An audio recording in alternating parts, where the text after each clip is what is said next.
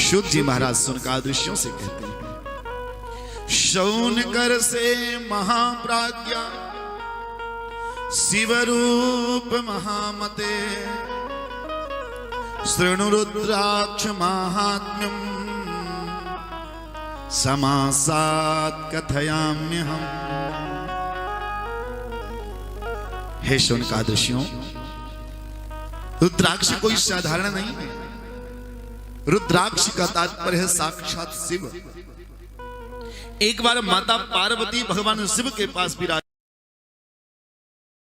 थी और माता पार्वती ने भगवान भोलेनाथ जी से प्रश्न पूछा, निवेदन किया, प्रभु आप मुझे बताइए रुद्राक्ष क्या है? रुद्राक्ष धरती पर कैसे आया? रुद्राक्ष को क्यों धारण करना चाहिए? रुद्राक्ष धारण करने के नियम क्या हैं?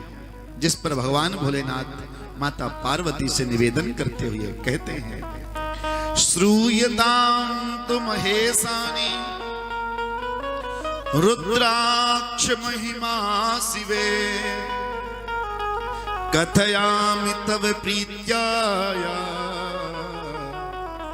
भक्तानां हितकाम्यया।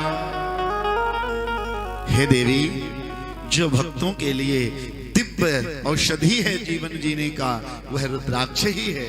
रुद्राक्ष कैसे आया, ध्यान से सुनो। दिव्य वर्ष सहस्राणि महेशानि पुनः पुनः,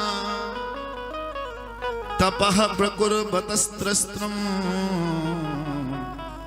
मनः संयम्य वै मम।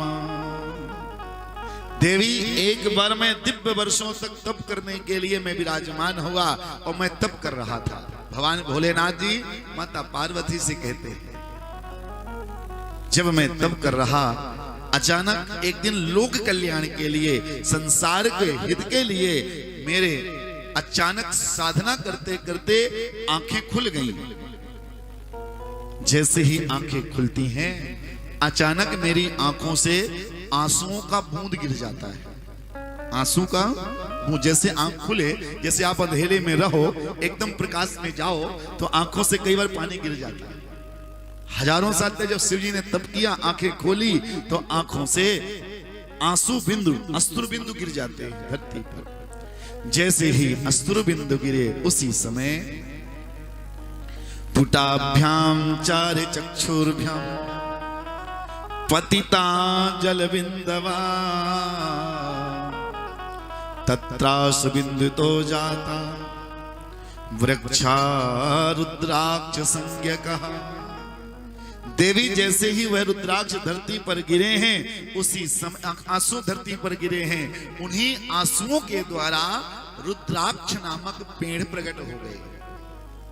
रुद्राक्ष जो है, ध्यान से सुन लेना, रुद्राक्ष भगवान शिव के आंसुओं से प्रकट हुआ है, अश्रु बिंदु से। इसका एक नाम शुभाक्ष भी है। रुद्राक्ष का ही एक नाम शुभाक्ष है। सर्वप्रथम यह किन किन स्थानों में गिरा, यह भी यहां बताया। सबसे पहले मेरा जो आंसू गिरा है वह है भूमौ गौरोद्भवांश्चक्रे रुद्राक्षां शिववल्लभां, मथुरायाम् अयोध्यायां लंकायां मलये तथा। सर्वप्रथम जो रुद्राक्ष मतलब शिव की आंसू गिरे हैं, भगवत प्रेमियों, वह भूतल पर सबसे पहले मथुरा, फिर अयोध्या, फिर लंका और फिर मलयाचल, सहगिरी, काशी तथा अन्य देशों में भी मेरे आंसू के बिंदु गिरे,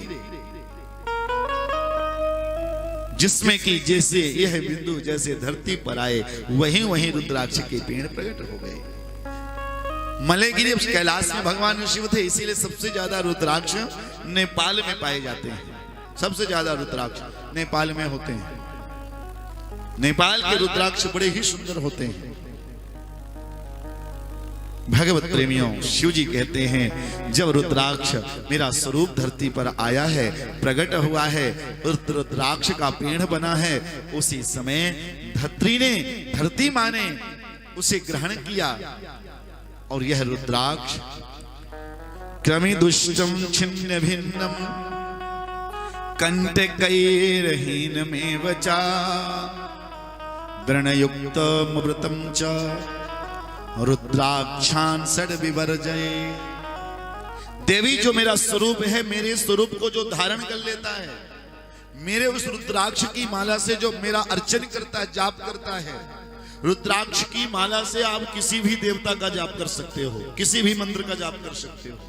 यहां पर जो लिखा है आप पढ़िएगा, शिव पुराण के विद्येश्वर संहिता के 25वें अध्याय में यहां पर स्पष्ट लिखा है, किसी भी मंत्र का रुद्राक्ष की माला से आप जाप कर सकते हैं। लेकिन रुद्राक्ष के अंदर कुछ चीजें ऐसी हैं जिनके अंदर वह कार्य नहीं होना चाहिए। सबसे पहले रुद्राक्ष चिटका ना हो, कोई फटा ना हो। रुद्राक्ष वह होता है जिसमें कीड़े भी ना लगे हों, वह श्रेष्ठ है।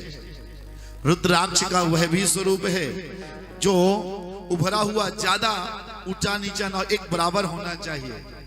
बहुत रुद्राक्ष कहीं ऊपर नीचे होते हैं, वो ठीक नहीं होते। पूरा पूरा गोल ना हो, एकदम गोल ना हो, चारों तरफ, दो तरफ गोल हो, दो तरफ थोड़ा लंबा हो, वह रुद्राक्ष श्रेष्ठ है। ऐसे यहां पर 6 रुद्राक्षों की कमी बताई। जिन रुद्राक्ष में अपने आप रस्सी ना जाए वह रुद्राक्ष भी श्रेष्ठ नहीं होते। रुद्राक्ष वह श्रेष्ठ हैं जिनमें अपने आप रस्सी चली जाए, यानी धागा चला जाए, छिद्र हो, वह रुद्राक्ष श्रेष्ठ होते हैं। सतार्धेन युतैः पंच शते वै मुकुटं मतम् रुद्राक्षै विरचेत् सम्या भक्तिमान पुरुषो वरः। देवी रुद्राक्ष धारण, सबसे पहले तो आमले जैसा भी रुद्राक्ष बहुत श्रेष्ठ माना जाता है। आमला जैसा बड़ा रुद्राक्ष ना हो तो चने के बराबर रुद्राक्ष, बेर के बराबर रुद्राक्ष, यह भी श्रेष्ठ है। लेकिन इन सब में यदि सबसे छोटा, चने से भी छोटा, यहां पर कोई फल का नाम लिखा है, वह फल हम भी नहीं जानते, वह फल बड़ा छोटा होता है। यदि पेड़ से, चने की दाना से भी छोटा रुद्राक्ष मिल जाए, वह और ज्यादा फलदायी होता है, वह और ज्यादा श्रेष्ठ होता है। ऐसे रुद्राक्ष को धारण हर जीव को करना चाहिए, जिसे जितने रुद्राक्ष धारण करना हो। कुछ लोगों की इच्छा होती है मुझे 1100 रुद्राक्ष धारण करना है, तो यहां सबसे पहले 1100 रुद्राक्ष कैसे कैसे धारण करना चाहिए यह बताया गया है। सबसे पहले 500 दाना का मुकुट बनवाना चाहिए सर में धारण करने के लिए। जो बहुत सारे रुद्राक्ष पहनते हैं, आप बहुत कुंभों में बड़े बड़े सन्यासी संतों को देखते हो जो बहुत सारे रुद्राक्ष धारण करते हैं, वो प्रमाण यहां पर है। फिर रुद्राक्षों को जनेऊ बना लेना चाहिए, 3 धागा से जनेऊ बनाना चाहिए। 6 रुद्राक्षों को कानों में धारण करना चाहिए, कुंडल की तरह। 6 रुद्राक्षों का कुंडल लंबा होना चाहिए। 11 रुद्राक्ष भुजाओं में धारण करना चाहिए, ऊपर। भुजा का मतलब ऊपर। 7 रुद्राक्ष हमको हाथ की अग्रभाग में धारण करना चाहिए, मणिबंध रेखा के पास में। 11 रुद्राक्ष भगवत प्रेमियों, हम सब यज्ञोपवीत और कट प्रदेश में भी धारण कर, कमर में भी रुद्राक्ष धारण कर सकते हैं। जो 1100 धारण करें उनके लिए, ये नहीं कि आपको 108 करना तो आप धारण करिए, नहीं। जिनको 1100 धारण करना है उनकी यहां पर गिनती बताई गई। सिर पर, शिखा में 30 रुद्राक्ष धारण करना चाहिए, शिखा के पास। गले में 108 ना हो तो 50 अथवा कम से कम 37 दाना का रुद्राक्ष धारण करें, गले में नहीं करना है। 37, 50 या 108, श्रेष्ठ 108 दाने का। 70 दाने का भी यहां पर दिखा है। मणिबंधे 12 स्कंधे 500 भवेत् अष्टोत्तर शतैर्माल्या मुपवीतम प्रकल्पयेत्।